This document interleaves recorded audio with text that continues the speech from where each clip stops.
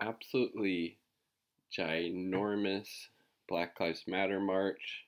Actually, a silent march happened earlier today in Seattle and was really just super impressed. All the people that came out to support this. The weather wasn't really good. It was Seattle. It was raining. It was a little windy, but 60 plus thousand, it's estimated, people attended this. Super awesome to see Seattle coming out in this massive numbers to march silently to remember and think back on all the people, particularly people of color, black people that have been brutalized and murdered by police in the United States. Here's a little aerial view of that. Look at this. That's all people.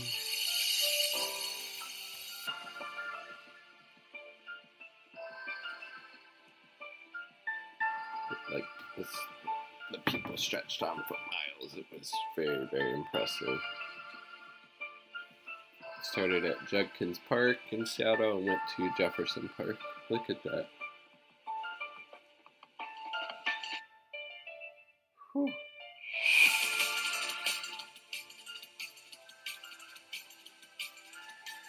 Look at that. Just huge. Oh my goodness.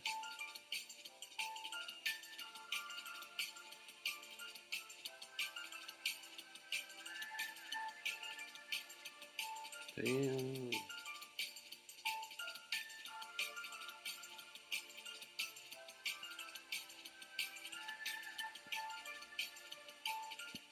It's so going. Look at all that. Oh my god.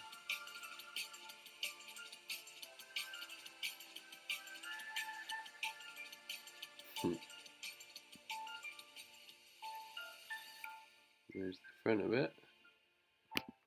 And it was really cool. Me and my partner also went to this, and it's really cool walking by a lot of these people's houses. People were out in the streets, offering water, snacks, signs, offering solidarity. It was just really impressive. Okay, here's the one I wanted to get to here.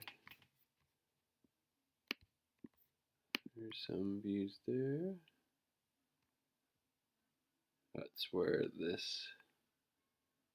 That's Jefferson where it stopped at. Slowly but surely. Yeah, lots of really good signs. I mean, look at that. Bam.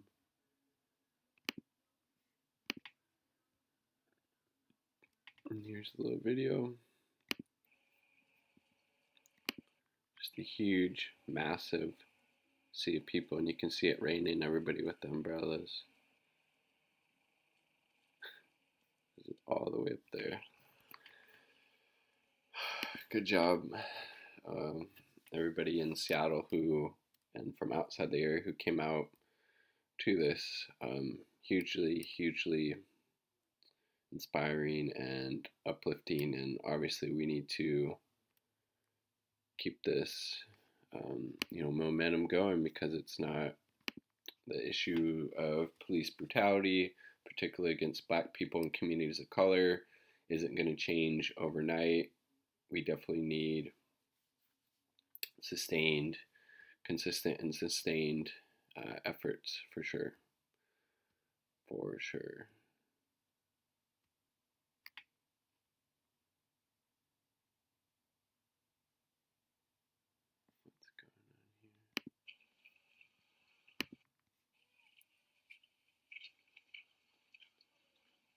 Everybody, lots of people wearing masks. Only saw a couple that weren't.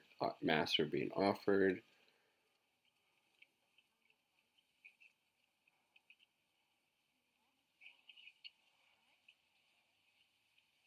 Lots of different people. Didn't see too many kids. There's a youth-led march going on tomorrow. I think it starts at Garfield high school, I want to say. That's the one we already saw.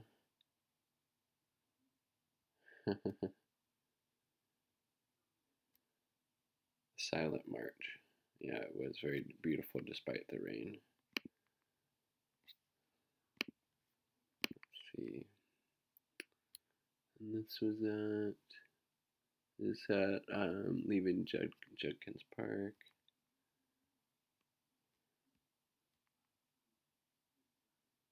Looks like there's another one in Normandy Park, a different area of Seattle.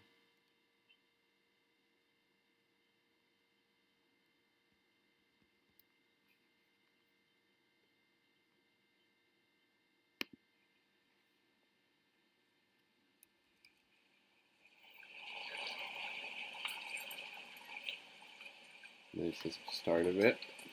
Or not to the start, but the front of the Silent March. Silence speaks volumes in this case.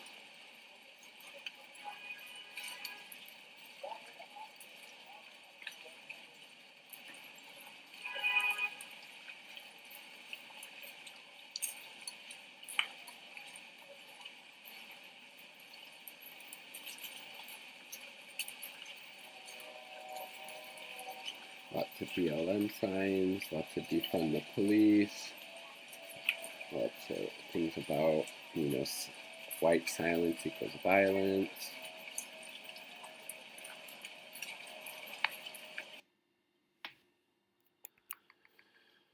Very, very cool and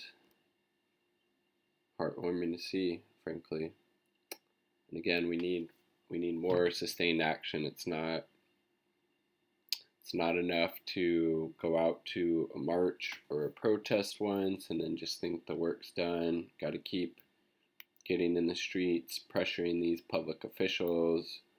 Voting is a part of it, obviously, but I mean, you saw what happened in Seattle with the Democratic mayor, Jenny Durkin, running cover for these Seattle police who have just been brutalizing protesters left and right. So obviously voting is not enough. We need to defund the police, at least very substantially at a minimum, at least probably 50%, if not more, use those funds for programs of social uplift, because again, vast majority of crime would go away if we got rid of the underlying material conditions that lead to people having to commit crimes in order to get by, getting rid of poverty, getting rid of this massive amount of wealth and income inequality that we have in the United States, especially for communities of color in particular.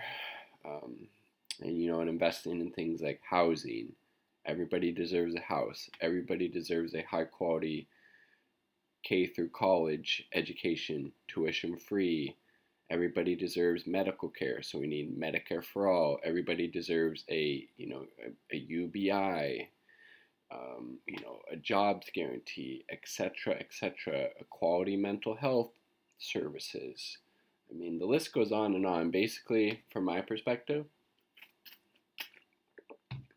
you could basically give all of that money from the police to pretty much any other public service, and it would be better spent than giving it to the police to, attack and marginalize and suppress these communities, often poor and often communities of color, and, locking these people up for the crime of being poor or having black or brown skin. So obviously, devoting more funding to the police isn't going to fix this issue. We need to get the money away from them and devote it to programs of social uplift. It's pretty fucking simple, honestly. Peace, much love.